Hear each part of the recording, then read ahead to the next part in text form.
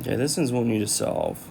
And we have x to the fourth minus 3x squared minus 54. Okay, so think quadratic formula really quickly, because I mean this is technically a quadratic because x to the fourth is x squared squared. So I mean you can use the quadratic formula. We can also try to factor it. So that's what I'm going to do really quickly. Factors of negative 54, that would add to give me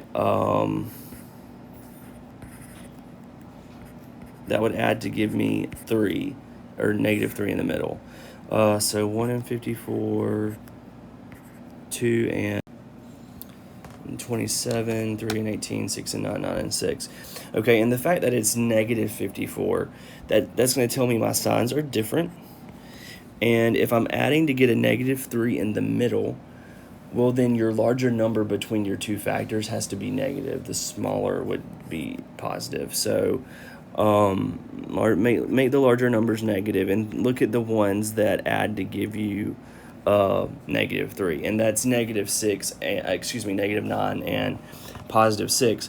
Well, if you think about and let me just do it in a different color to just notate that we're thinking. Okay, if you think about this quadratic right here, looks really similar. Okay, excuse me, what a dummy, didn't mean to put that there. Looks really similar. That thing would factor into x minus 9 and x plus 6.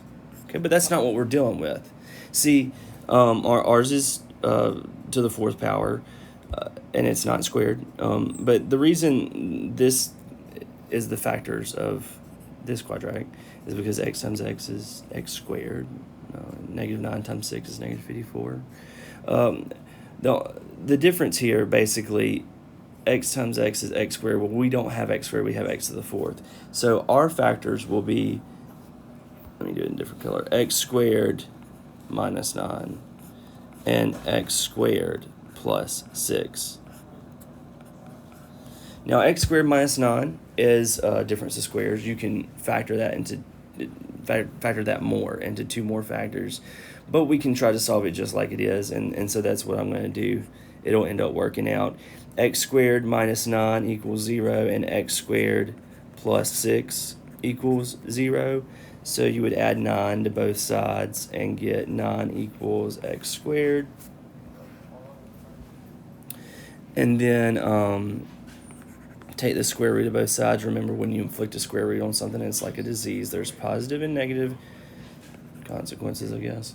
And so the square root of 9 is positive and negative 3. And then we move this 6 over.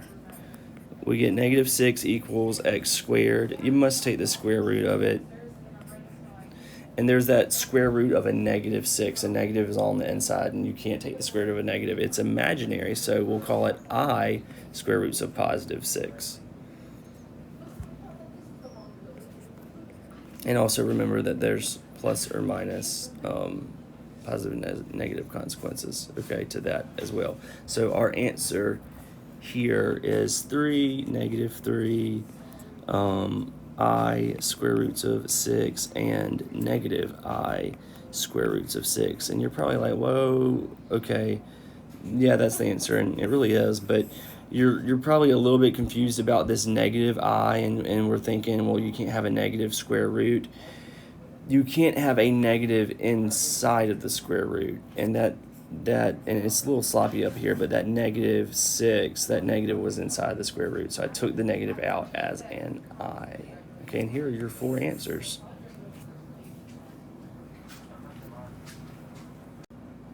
Just let me fix this right here, because once you take the square root of x squared, it's just x.